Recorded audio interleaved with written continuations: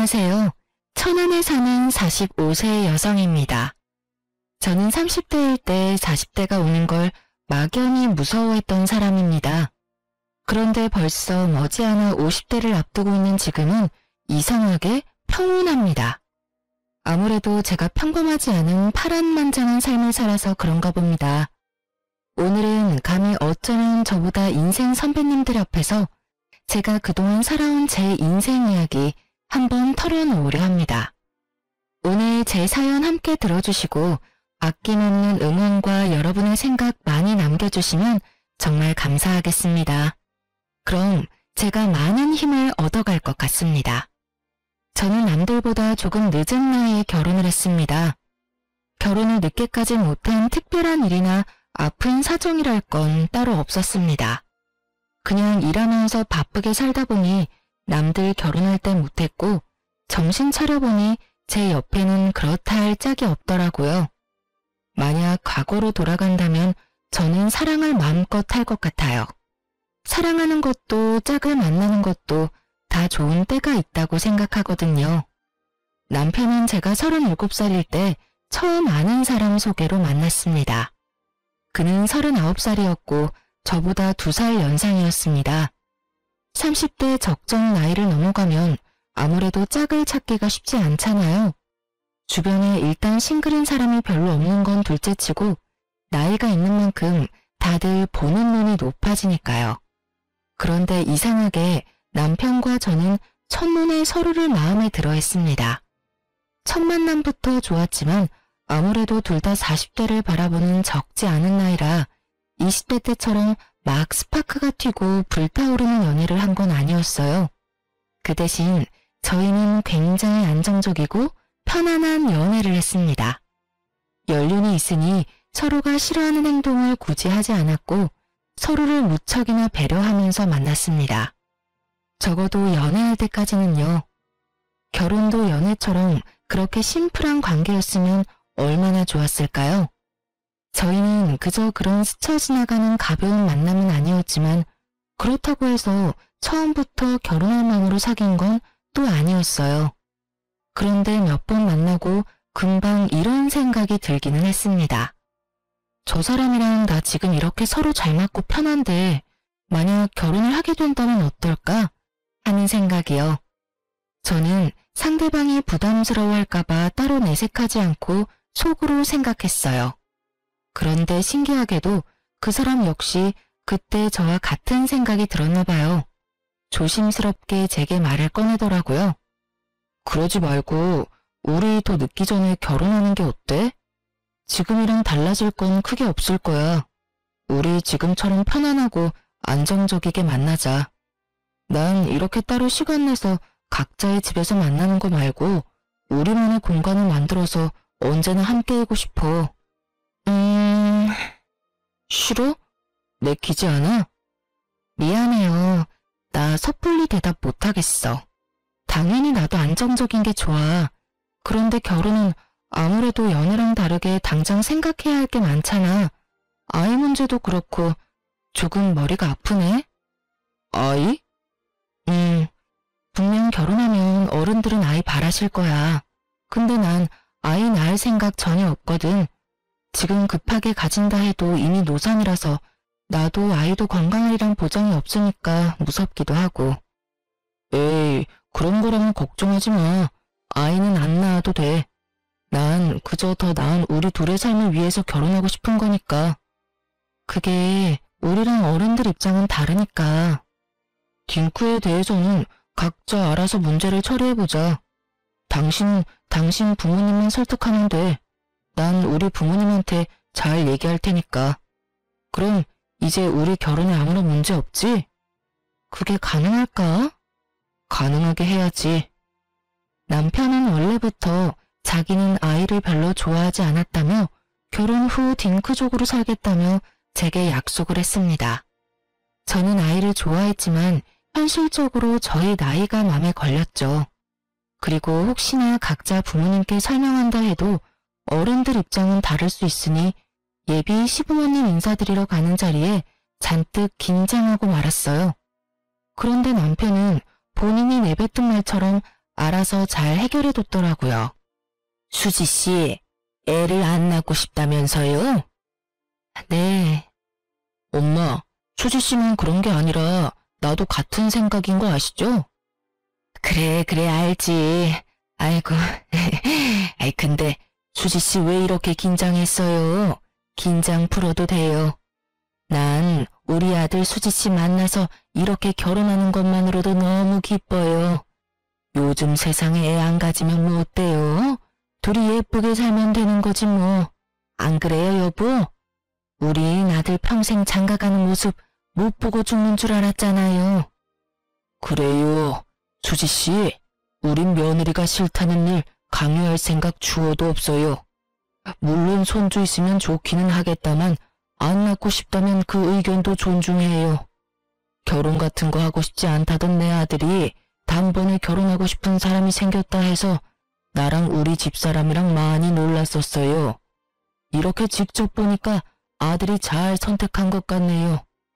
앞으로 귀한 우리 아들 잘 부탁합니다.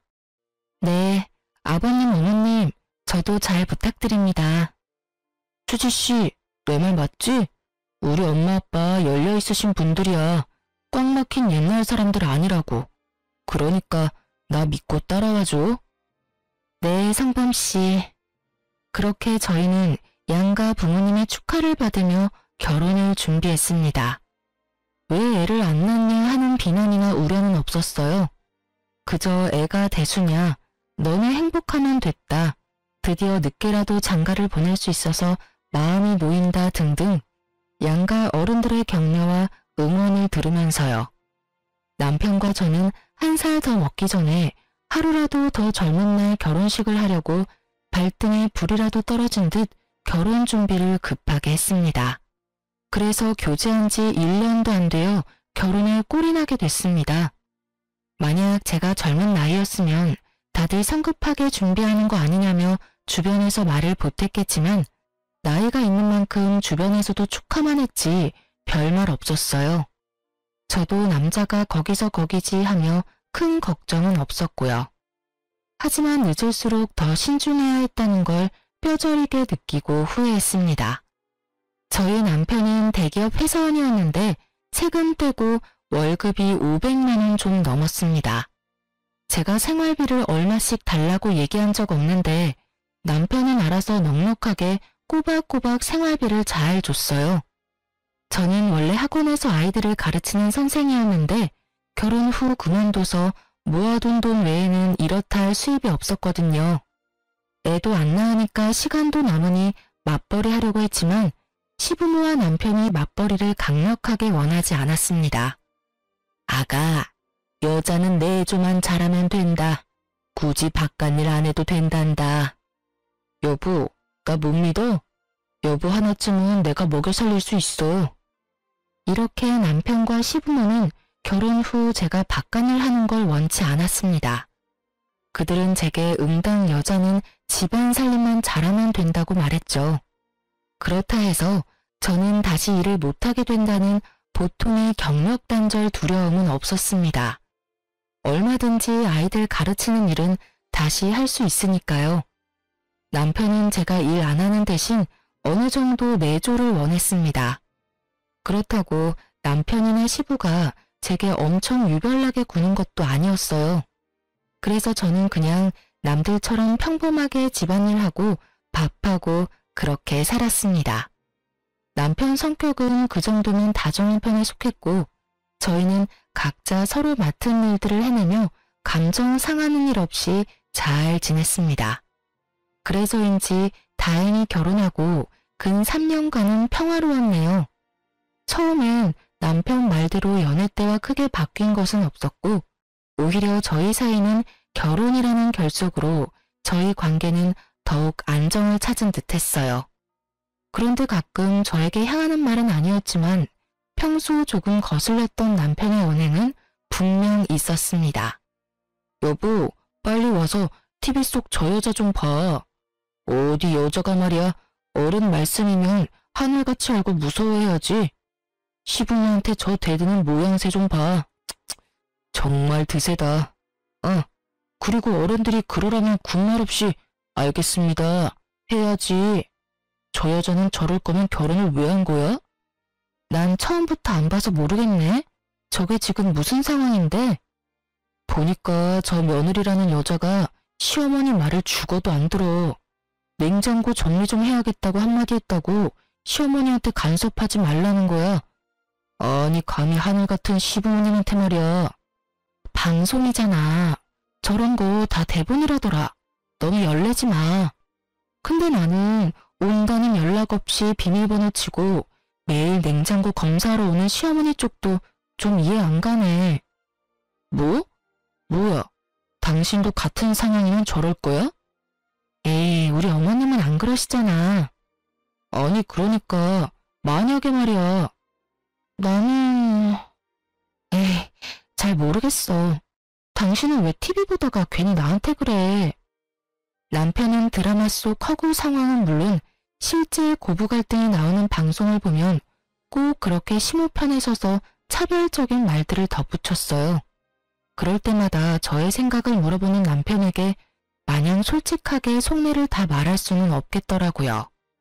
괜히 남편이 감정이입해서 제게 싫은 소리 하는 것도 듣기 싫고 저도 굳이 그를 자극해서 긁어 부스럼 만들기 싫었거든요. 그래서 저는 최대한 대화 주제를 다른 곳으로 돌리고 그런 일들이 당장 제 일 아니니까 얼버무렸었네요. 다 미래에 제 일이 될 줄은 모르고요. 그러면서 저는 점차 연애 때는 미처 몰랐던 남편의 꼰대 같은 마인드를 인식하게 됐습니다. 남편은 어쩌면 시부모보다 더 옛날 사람 같은 마인드를 가지고 있었어요. 어른들 말은 무조건 들어야 한다 생각하는 사람이었죠. 저도 어른 공경하는 건 좋아요.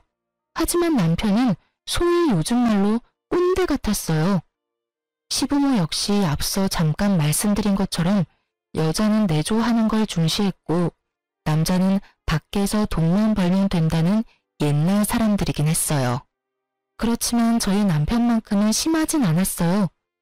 하지만 그건 다 제가 착각하고 있었던 거였어요. 끝까지 겪어보니 결국 그 부모의 그 아들이더군요. 저는 보수적인 그들의 의견들을 완전히 모두 다 이해하는 건 아니었지만 항상 그러려니 했습니다. 시가에서 제사를 크게 여러 번 지냈지만 거기에 대해 큰 불만도 없었습니다. 저 또한 제사 지내는 집안에서 자랐거든요. 그리고 시댁에 인사하러 가는 것들도 저는 크게 부담이 없었어요. 오히려 자주 인사드리러 갔기 때문에 시모랑 금방 친해졌고 그 흔한 고부 갈등 같은 것도 전혀 없었으니까요. 하지만 순응하던 제가 변하자 점점 저희 결혼 생활에도 조금씩 금이 가더군요. 제 내조에 아무런 불만 없던 남편과 시부모가 한 가지 사건으로 쥐 잡아먹듯 괴롭히며 저에게 달려들었거든요. 다름이 아니라 이미 저희는 3년 전에 아이를 낳지 않겠다 합의하고 결혼을 한 거잖아요. 그런데 갑자기 남편의 생각에 변화가 생겼는지 아님 시부모가 원하는 건지 뜬금없이 제게 아이를 낳자 하더군요. 여보, 우리 아무래도 애가 1명 정도 있는 편이 좋지 않을까?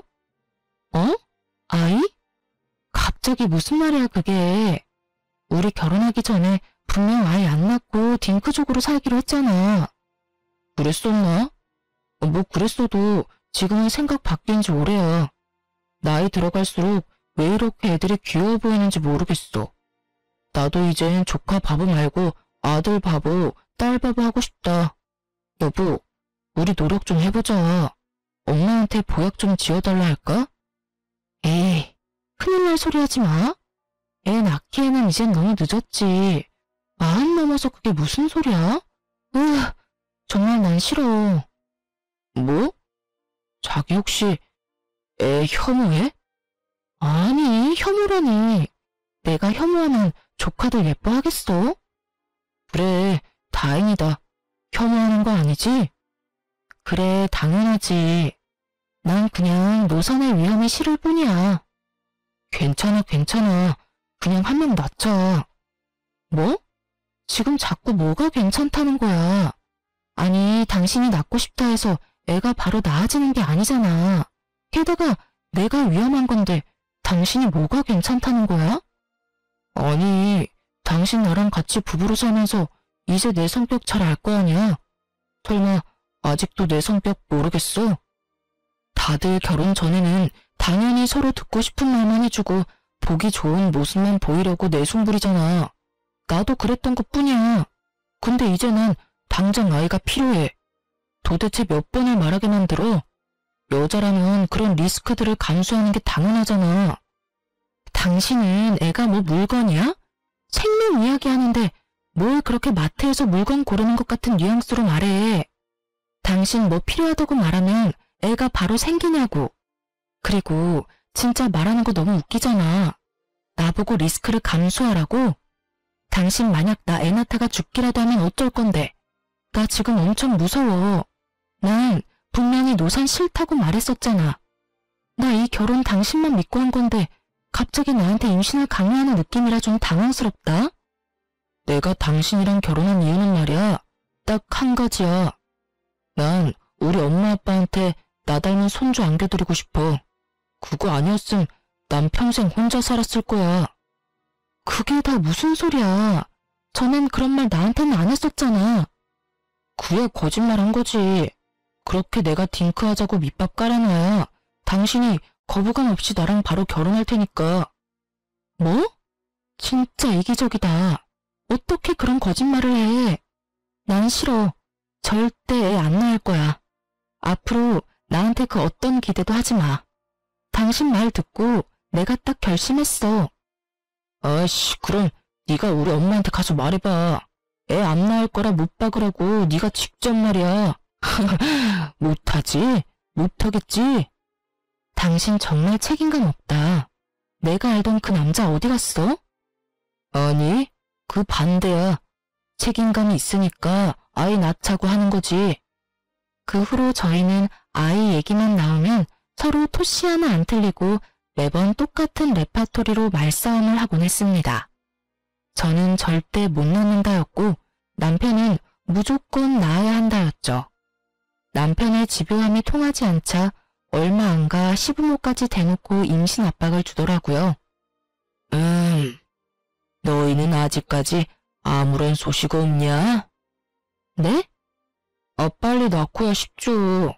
그런데 아빠, 이 사람이 영 협조를 안 해요. 엄마, 와이프가 노산이라 자꾸 애 낳기 싫대요. 얄밉게 남편은 시부모 앞에서 본인은 애 낳고 싶은데 와이프가 싫다고 해서 못 낳는 중이라고 쐐기를 박았습니다. 그러자 시부모의 모든 원망의 눈초리와 질타는 제게로 날아오더군요. 그게 아버님, 어머님. 어머, 너 결혼까지 했는데 그런 무책임한 말이 어딨니? 애는 낳아야지. 그리고 너 얼마 전에 어떤 50대 여자도 건강하게 임신해서 출산까지 한 거 아니? 그 사람 뉴스에도 나왔어. 그러니까 너도 너무 겁먹지 말고 자신감을 좀 가져라. 죄송합니다. 저희 애 안 낳아요. 저는 분명 결혼 전에 양가 부모님께 말씀 충분히 드린 걸로 기억해요. 그때 어머님 아버님도 괜찮다고도 하셨잖아요. 그거는 당연히 그때 일이고 지금 나는 하나도 괜찮지가 않어. 에이그 고집하고는 요즘 안 그래도 20, 30대 저출산 때문에 아주 심각하다는데 애미 넌 이 나라를 생각하는 마음 같은 건 조금도 없니? 얼른 한 명 낳아서 애국해야 할 거 아니야?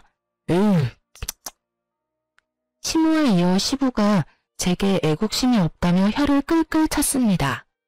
그 뒤로 시모는 TV 속 나오는 사연들처럼 말도 없이 수시로 저희 집을 들이닥쳤습니다. 청소를 똑바로 해라. 매일 새 반찬 미리 만들어놔라. 잔소리 폭탄을 하며 제게 스트레스를 줬어요. 그러다 하루는 온 가족이 또 저를 회유하려고 하더군요. 시모는 저 먹일 잔뜩 보약을 지어와서 이렇게 말했습니다. 아가, 일전에 너 애기 낳기 싫다는 말은 내 못 들은 걸로 하마. 자, 이거 여자 몸에 좋은 한약이다. 한의원 가서 제일 귀하고 비싼 것들로만 지어왔으니까 넌 그냥 삼시세끼 밥만 잘 챙겨 먹고 이 한약들 한 방울도 남김없이 야무지게 챙겨 먹어라. 한약이요? 그래, 임신 잘 되는 한약이야. 우와, 당신 정말 결혼 잘했지? 이렇게까지 배려해주는 시부모님 세상 어디 없어. 시부모와 남편 중 단 한 명도 제 이야기를 들어주는 사람은 없었습니다. 벽에 대고 얘기하는 느낌이라 저는 입을 꾹 다물어 버렸어요. 그러자 시모는 안 되겠다며 제 손을 꼭 붙잡고 눈물 그렁그렁한 눈으로 애원했어요. 아마 강압적인 방법이 안 되니까 눈물 호소한 거였겠죠? 예, 너 무섭고 힘든 마음 왜 모르겠니? 충분히 안다. 그럼 일단 노산이 무서운 거면 산부인과 진료라도 받아보자꾸나. 애를 꼭 낳든 안 낳든 여자는 자궁이 건강해야 해. 응? 이게 다 너를 위해서야. 시모는 저를 볼 때마다 그렇게 끊임없이 설득과 강요를 했고 결국 끈질긴 시모 덕에 마음 약한 저는 시모가 예약한 산부인과 진료를 남편과 함께 받으러 갔습니다. 의사는 산모가 고령이기는 하지만 나이에 비해 건강하고 산전검사 결과 임신이 아예 불가능한 게 아니라 하더군요. 그리고 오히려 저보다는 남편에게 경고를 했습니다. 남편분, 웬만하면 담배랑 술을 줄이세요. 그럼 저희 아직 임신하기 늦지 않았죠? 아이 가질 수 있는 거죠? 네, 다만 건강관리 잘 하세요. 그때 의사가 하는 말에 저도 묘한 안도감이 들면서 잠깐 희망을 봤던 것 같아요. 또 시부모와 남편의 말을 들었을 때는 임신이라는 게 무섭게만 느껴졌는데 장소가 산부인과다 보니 엄마가 되고 싶다는 본능이 깨어나더라고요. 당신 이래도 또 노산 타령할래? 지금 안 나오면 우리 영영 애 못 가져. 좋아.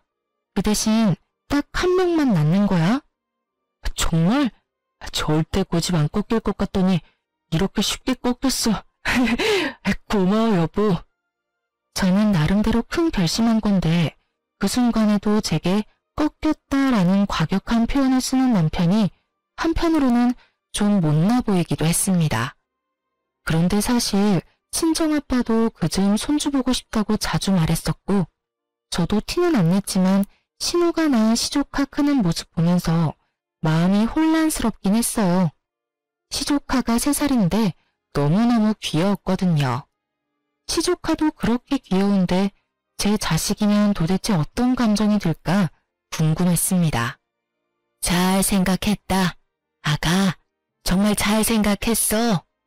넌 아이 낳기만 해. 우리가 다 키워줄 테니. 그리고 네 남편이 너 모시고 살 거다. 그럼요. 제가 마누라 여왕님처럼 모시고 살아야죠. 하지만 그 평화도 잠시였네요. 제가 애를 낳는다는 결정에 양가 집안에서 더할 나위 없이 너무 좋아하셨죠.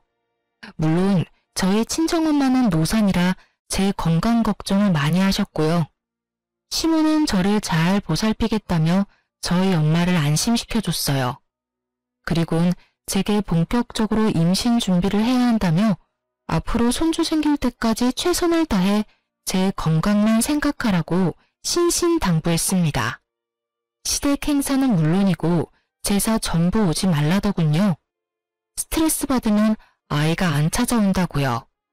속물인가 마음에 찔리긴 했지만 임신을 빌미로 시댁을 안 가도 되니 솔직히 너무 편하고 좋더라고요.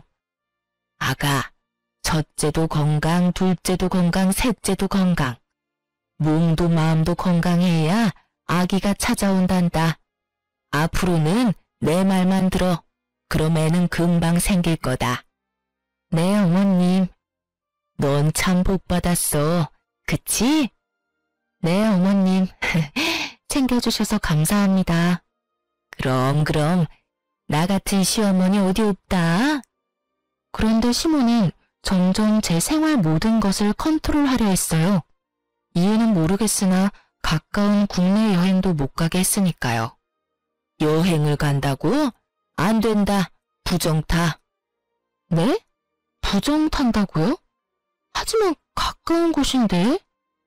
애 낳고도 충분히 여행 갈 수 있잖니. 예, 임신이 쉬운 줄 아니? 지금부터 행동거지 똑바로 해야지.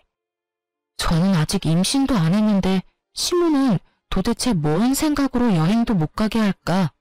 의문이 쌓이기 시작했어요. 차라리 임신하려면 여행이 좋은 기회이겠다는 생각도 했었고요. 결국 남편 휴가 때 저희 부부 여행도 못 가게 하던 시모였어요. 그리고 먹을 것도 특별히 다 신경 써야 한다며 시모는 손수 음식을 만들어 와서 항상 우리 집 냉장고를 채워 놓았습니다. 정말 감사했는데 정말 한편으론 너무 부담스러웠습니다. 일단 제가 잘 먹어야 하는데 시모의 음식들은 제 입맛에 맞지 않았어요.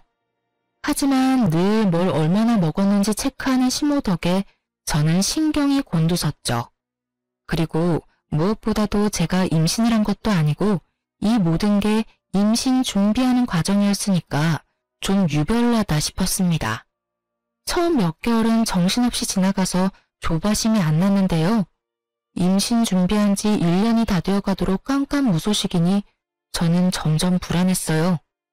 꾸준히 남편과 숙제도 하는데 아기가 쉽게 안 찾아오더라고요. 지금 생각해보면 조상신이 도운 것 같아요. 이런 집안과 엮여서 제 배 아파 소중한 생명을 낳지 말라고요. 시모는 일주일에 적게는 한 번씩, 많게는 두세 번씩 전화가 왔어요. 처음엔 시모가 제 상태를 조심스럽게 물어봤었는데 시간이 지나자 퉁명스럽게 제게 쏘아붙였어요. 걱정하는 어투에서 짜증과 화로 바뀌어 갔습니다. 나중엔 친정 욕까지 하더군요. 시부모도 이제 인내심이 다했는지 딱 1년 지나자 저를 원망하며 제 탓을 엄청나게 하기 시작했습니다. 예, 아직이냐? 네, 어머님. 에휴, 나만 발벗고 나서서 노력하면 뭐해? 너네 최선을 다해 노력하고 있는 거 맞냐? 그럼요. 근데 왜 아직이냔 말이야? 운동은 꾸준히 하고 있고? 네. 보약은? 잘 먹고 있죠. 네 시아버지도 이제 포기했다. 혹시 너 건강에 무슨 문제 있는 거 아니냐? 안 그래도 산전검사 얼마 전에 했는데 다 정상이래요. 정말 해도 너무한다. 내가 널 얼마나 지극정성으로 케어했니? 아마도 네가 아닌 다른 사람이었다면 말이야. 그 사람은 벌써 애 둘셋은 낳았을 거야. 죄송합니다. 너 정말 죄송하기는 하니? 너 임신하기 싫어했잖냐? 조굴은 사실 잘 됐다고 생각하고 있지? 에휴, 이렇게 해도 쉽게 못 낳는 딸내미를 결혼시킨 사돈은 무슨 배짱인 거야? 사돈도 정말 생각이 없나 봐. 아주 양심이 없어. 불쌍한 내 아들 어떡할 거냐? 어머님, 그건 말씀이 좀 지나치세요. 어머머, 너 눈 똑바로 안 뜰래? 참나, 우리가 해준 보약이랑 반찬들은 받아 먹을 때만 좋았지? 내가 그 정성을 다했는데 너한테 고작 이런 말도 못해? 아무리 그래도 친정 부모님 함부로 말씀하시는 건 아니죠, 어머님. 애초에 임신은 제 욕심이 아니라 어머님, 아버님 욕심에서부터 시작된 일이잖아요. 그리고 제가 보약 그만 지어달라 말해도 억지로 지어와서 먹이셨고 반찬도 알아서 해먹는다 해도 어머님이 고집 부리셨잖아요. 좋은 마음으로 저는 어머님이 하라는 대로 한 수밖에 없어요. 그러니까 더 이상 저희 친정 부모님 욕 보이지 마세요. 꼴에 자존심 부리기는 큰 소리를 칠 입장이냐 네가? 아니 그냥 남들처럼 임신만 하면 끝나는 일인데 그게 어려워? 그리고는 시모는 기회를 많이 줬다며 자포자기한 목소리로 그러더군요.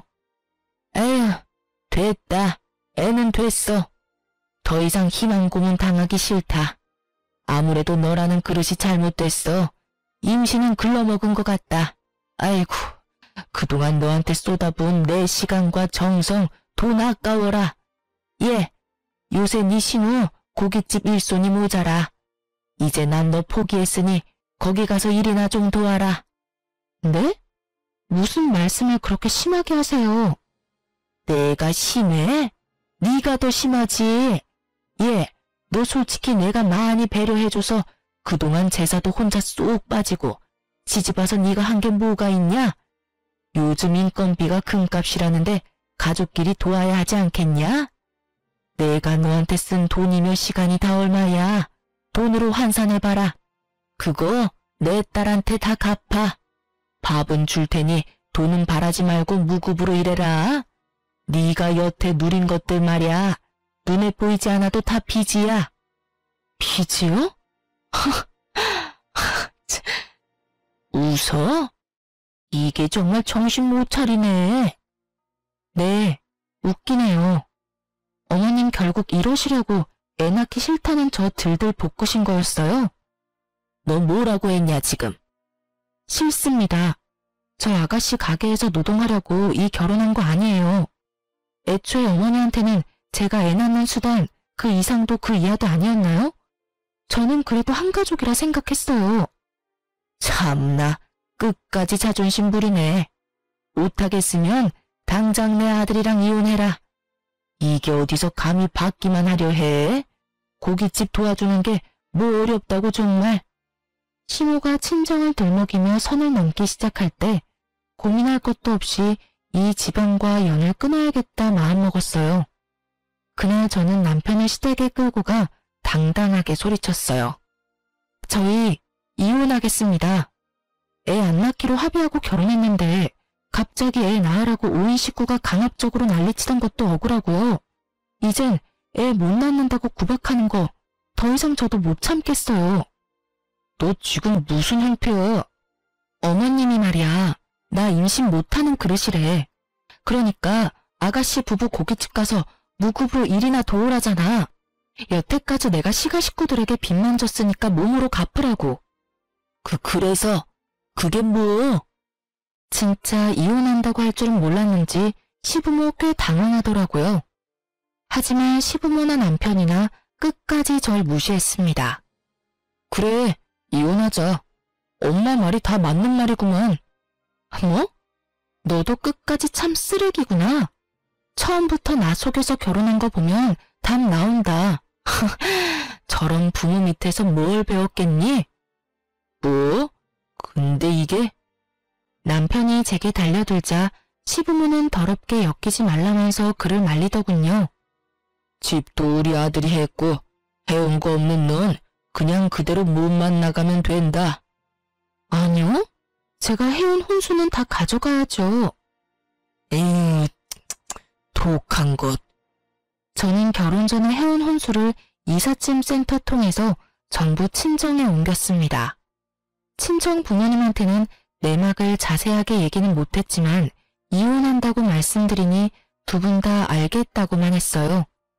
저는 남편과 시댁에 정이 떨어진 대로 떨어진 상태라서 최대한 빨리 이혼하고 싶었습니다. 그렇게 2달 만에 합의 이혼했고 아빠는 딸이 이혼녀가 된 것을 받아들이기 힘들어 보이셨어요. 엄마는 아무래도 제가 임신으로 시달렸던 것들을 대충은 아니까 저한테 이혼 잘했다고 하셨고요. 이혼 후 억압되었던 결혼 생활에서 벗어나서 저는 다시 일을 시작하고 바쁘게 지냈습니다.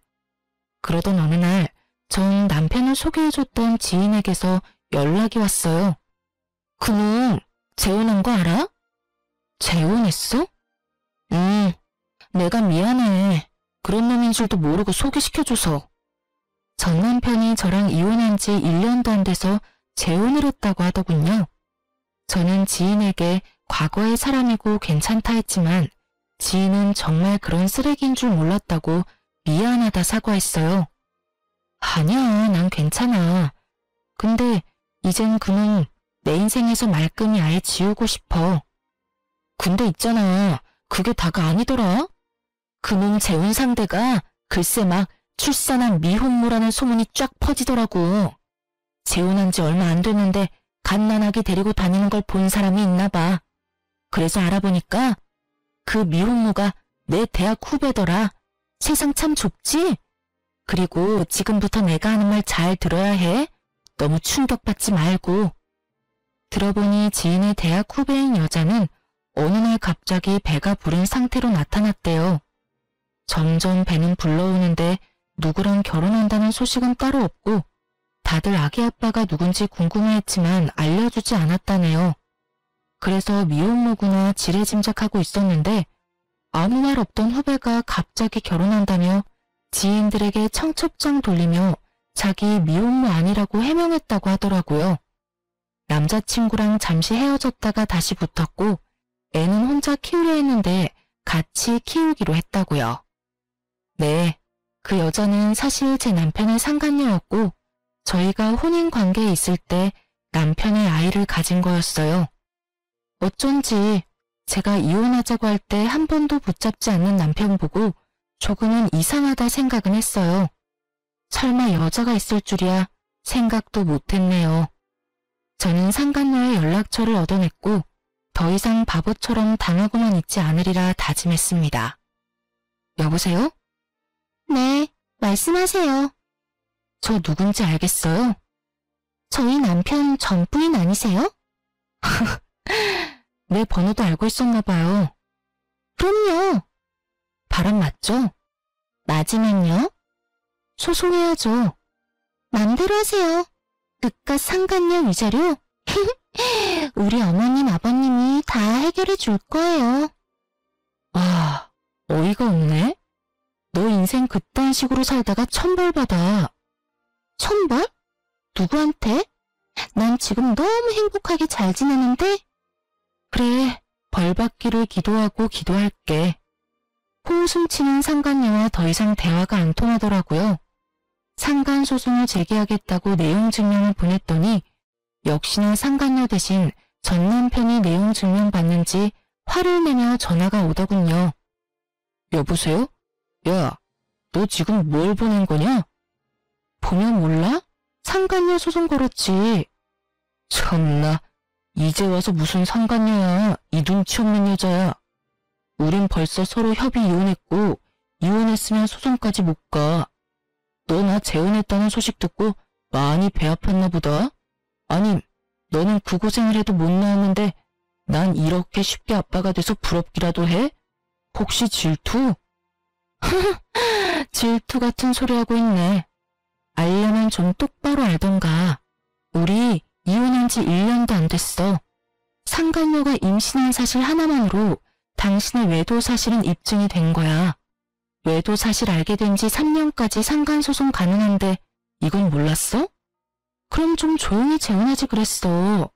아주 떠들썩하게 해놓고 내가 모르길 바라는 게 이상하지. 나 이제 한 아이의 아빠고 그 사람이 이제 내 와이프야. 남의 가정 파탄내지 말고 차라리 합의를 하자. 그래, 지금 가정은 얼마나 갈지 내가 응원하면서 지켜볼게. 한 번 바람 피운 놈이 두 번은 못할까? 넌 절대 인간 못 돼. 전 남편은 그렇게 10살 어린 상간녀 대신 제게 합의금 1,000만 원을 보내줬습니다.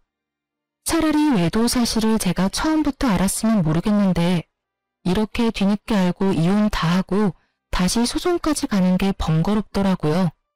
그래서 저는 1,000만 원 받고 깔끔하게 털어놨다고 생각했어요. 전 남편은 제게 돈을 보내고 지긋지긋하다며 다신 연락할 일 없었으면 좋겠다더군요. 그렇게 3년이라는 세월이 흘렀고 최근에 모르는 번호로 전화가 자주 왔어요. 너무 집요하게 오길래 한 번 받았는데 잊고 지냈던 전 남편이라는 작자였어요. 여보세요? 누구세요? 당신이야? 당신 맞아? 아, 지가 연락하지 말라고 하더니 이렇게 먼저 연락하는 경우는 뭘까? 우리가 연락해서 정리해야 할 게 뭐가 아직 남았니? 당신 맞구나. 번호 안 바꿨네. 우리 다시 합칠래? 당신도 나한테 마음이 아예 없진 않지? 뭐? 지금 혹시 만나는 사람 있어? 미쳤냐? 술 취했어? 나 만나는 사람 따로 있어. 지금 무슨 소름 끼치는 개소리야 한밤중에. 거짓말. 없지? 아직 남자 없는 거 맞지? 나 너랑 헤어진 뒤로 당신 계속 생각나더라. 우리 애 가지려고 서로 최선을 다했었잖아. 난 우리가 지금도 충분히 가능성 있다고 생각하거든. 뭐? 우리? 우리 같은 소리 하네.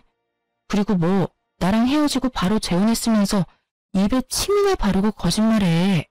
시부모한테 미움받을 때 나 몰라라 하고 와이프 버린 게 누군데? 왜? 상간녀 아니 네 와이프가 바람이라도 났니? 그게 말이야.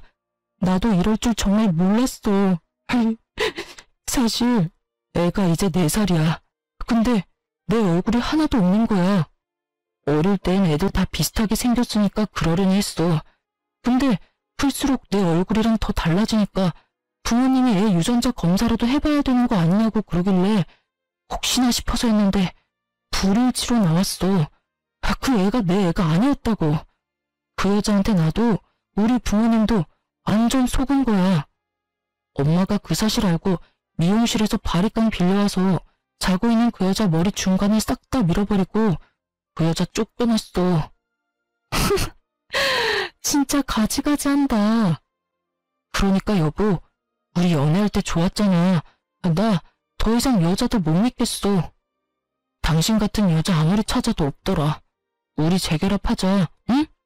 내가 지난날 용서 빌게. 엄마 아빠도 너 다시 오면 받아줄 거래. 전보다 더 잘해주실 거래. 아, 속이 다 시원하다. 근데 뭐 이제 와서 다시 합치자고? 너 완전 미친 거 아니니? 아니, 너네 엄마 아빠도 제정신 아니시래? 끊어. 네 인생은 네가 알아서 살아. 제가 소리 지르자 전 남편은 끝까지 찌질한 면모를 보이더라고요. 그럼 내가 그때 상간녀 소송 합의금으로 준 1,000만 원 다시 도로 뱉어. 난 억울해. 결국 내 애도 아니었잖아. 개소리 작작해 인간아. 그 애가 네 애가 아니라도 나랑 결혼 생활 중에 네가 외도했다는 사실이 없어지는 게 아니거든? 지금이라도 다시 변호사 고용해서 시시비비 가려볼까? 어? 너 왜 이렇게 거칠어졌니? 내가 알던 여자 맞아? 너네 집에서 호구처럼 조용히 살다가 내가 깨달은 바가 많거든. 조만간 만나서 이야기하자. 이렇게 전화로 할 게 아니라. 찾아오거나 만나달라고 한 번만 더 짓거리면 그 길로 변호사 사무실 찾아갈 거야. 네가 그때 준 합의금 1,000만 원으로 말이야. 야! 그렇게 저는 전화를 끊어버렸습니다. 더 이상 말장난하며 놀아나고 싶지 않았으니까요. 그렇게 끝나는 줄 알았는데 이번엔 친정집 앞까지 전시무가 찾아왔더라고요. 무릎 꿇고 인생 망한 자기 아들 한 번만 봐달라고요. 예, 살아보니까 너만한 참한 며느리감 없더라. 세상 참 무서워. 난 아가씨들이 다 아가 너처럼 착할 줄 알았지. 아가 그동안 많이 힘들고 서운했지? 나도 돈도 잃고 상처도 받고 많이 힘들었단다. 우리 지난날 아픔 상처 잊고 서로 보듬어 가면서 살자꾸나, 응? 글쎄 그 몹쓸 물건이 우리 돈까지 다 해먹고 갔단다. 아줌마, 무슨 일인지는 모르겠지만요. 더 이상 제 알 바 아니잖아요. 소름 끼치는 소리 그만하고 일어나세요. 저보고 몸만 가지고 나가라던 그분이 지금 왜 이러시는 걸까요? 그리고 제가 미쳤다고 그 지옥을 제 발로 걸어 들어가겠습니까? 아, 아줌마가 저한테 와서 이러는 걸 보니까 뭐 아줌마 아들이 별 볼 일 없다는 건 드디어 비로소 알았나 보네요. 움찔거리던 전시무는 거짓 눈물을 흘리며 제 바짓가랑이를 잡고 늘어졌어요. 제발 아가, 우리한테 한 번만 기회를 주렴. 글쎄, 아무래도 그 여자애가 처음부터 돈을 목적으로 내 아들한테 접근한 것 같아. 뱃속 핏줄까지 속이면서까지 말이야. 당신 지금 우리 집 앞에서 뭐 하는 거야? 아이고 사돈, 오랜만입니다. 잘 지내셨어요? 잘 지냈냐고? 내가 당신이랑 당신 아들 때문에 잘 지냈을 리가 있겠어? 내 딸 눈에 피눈물 나게 한 것들 때문에 난 한동안 잠을 못 잤어. 오냐, 오늘 잘 찾아왔다. 너 내가 전부터 주고 싶은 게 있었거든. 그때 그 광경을 목격한 저희 엄마는 너 잘 왔다면서 걸레반 구정모를 가져와 전 시모의 얼굴에 확 뿌렸답니다. 에이, 이게 뭡니까?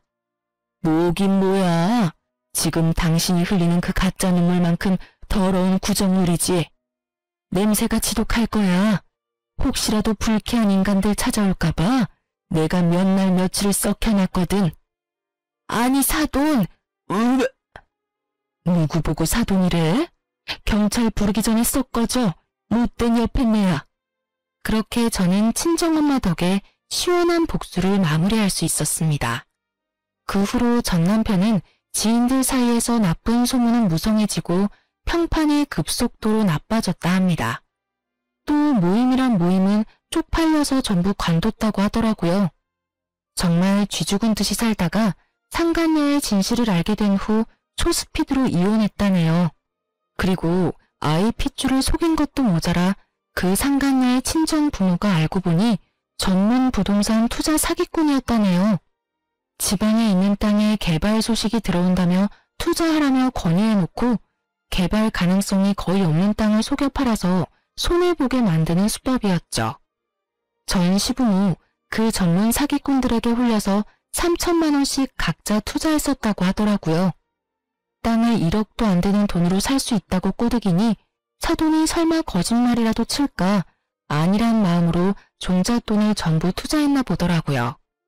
솔직히 생돈 날린 시부모 한동안 시름시름 앓았다는 소식 듣고 꼴 좋다고 생각했습니다. 그놈의 손주 타령 그렇게 하더니 가짜 손주한테 그만 홀려서 상간녀 집안에 그동안 간이고 쓸개고 다 빼앗긴 거죠.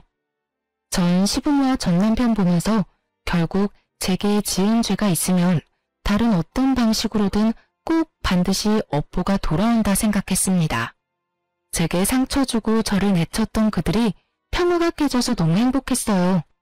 하지만 그들의 불행을 너무 오랫동안 곱씹지는 않으려고요. 저도 건강한 마인드로 제 인생 잘 살아야죠. 그래서 이곳에 털어놓고 또 새로운 마음가짐으로 살아가려 합니다. 저는 아이들 가르치는 일 다시 하면서 안정 많이 되찾았고요. 현재 친정 부모님 집에서 같이 살고 있습니다. 하지만 이젠 상대방에게 맞춰가는 삶은 제게 어려울 것 같아요. 누군가를 다시 사랑하는 건 어렵더라도 그냥 저는 제 자신을 사랑하면서 제가 행복한 삶을 살려고요. 여러분도 여러분의 행복을 위해서 사셨으면 해요. 지금까지 긴 사연 들어주셔서 감사합니다.